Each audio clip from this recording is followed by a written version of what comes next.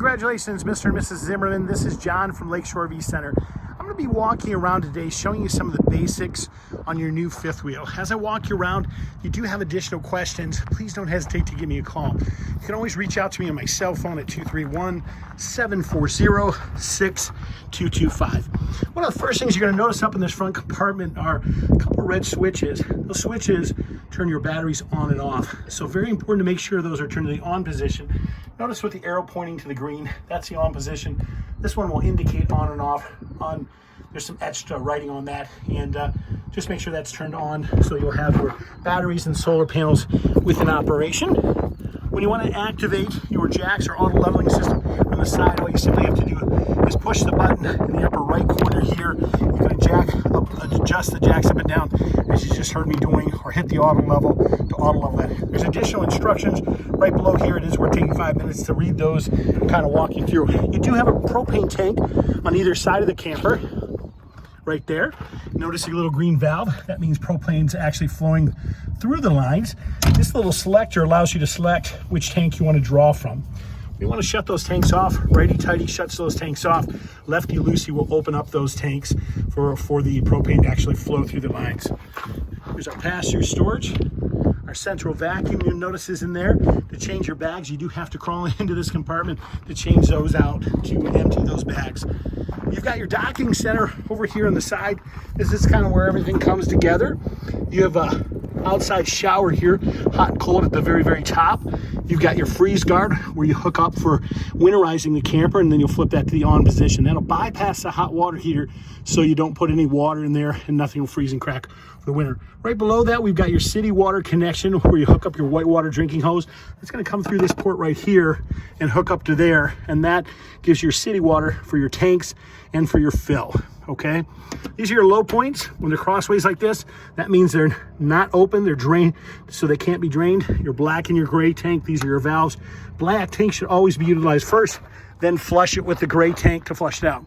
You do have a 25-foot 50-amp power cord that is supposed to be in your camper. We're going to double check for that in the very front. They typically will put those in the very, very front compartment with the electrical adapters. This is your hot water heater. Do keep the little ones away from that, as it does have a tendency to get hot. That is actually controlled from the inside of the camper. Your tires, real good idea after the first 250 miles to check the tires, as sometimes those lug nuts can become loose and stuff like that. So it's a good idea just as you're kind of walking around to make sure that those look snug anytime you stop. Your rear hitch. You guys, your ladder is rated to 250 pounds. So if anybody exceeding that wants to climb up, they should use a separate ladder just for safety reasons.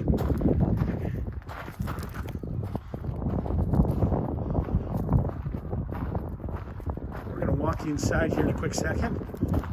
Your furnace exhaust over there. Same thing with the hot water heater. Just to mention, it can get hot, so it is a good idea to make sure you keep the little ones away from that. As we walk right inside, we've got a motion sensor light, which will kick on for us automatically. Our breakers and fuses are right there. Our breakers, of course, being our 110, fuses being 12 volt. Everything is marked and indicated on that panel for you. So if anything happens to blow, it should be pretty easy to find out what's going on. As we open the door up here, these are our main controls to operate our slides. These buttons at the bottom will allow your 3 primary slides to come in and out by pushing those. These are for your overhead lights, your tank heaters, tells you the levels of your various tanks, and these allow your awnings to slide out the very top there, okay? Battery heater for your battery to keep it in good condition, and that's just for the panel on the roof that charges the battery in the camper. So, and that little switch is for your fan. Walk you around your new camper. Controls for the 110 refrigerator, of course, are inside, just like you would have at your own house. When you want to go operate your stove, the easiest thing to do that is that turns on the lights for the stove. There's a spark igniter here, so you'll turn that on, hit the spark igniter, and notice the flames right up. Keys are located around your kitchen faucet.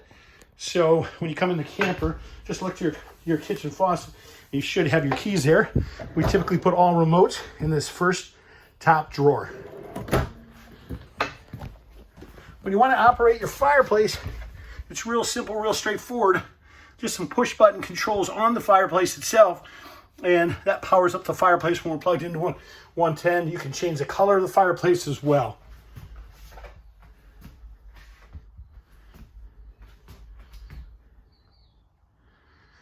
You guys, if there is not a switch on the wall for the lights like this, oftentimes there's a button in the center of the lights you can push to turn those on and off.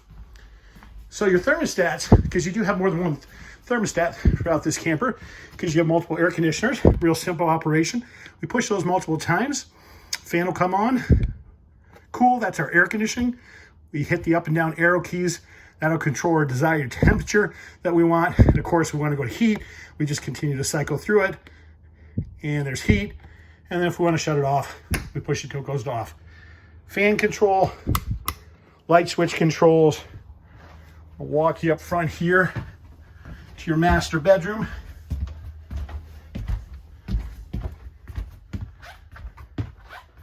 USB hookups there. Another thermostat there, of course, for your air conditioner that resides in your bedroom. Walk you around. Show you this beautiful unit. Of course, we have this overhead fan. There's a fan controls there. It's been winterized. That's why you see the antifreeze.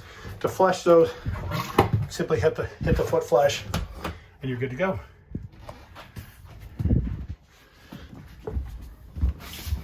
You guys, this is John from Lakeshore RV Center. That is some of the basics on your new Montana fifth wheel. We do appreciate your business again. And if you have additional questions, please give us a call. You can reach me on my cell phone at 231-740-6225.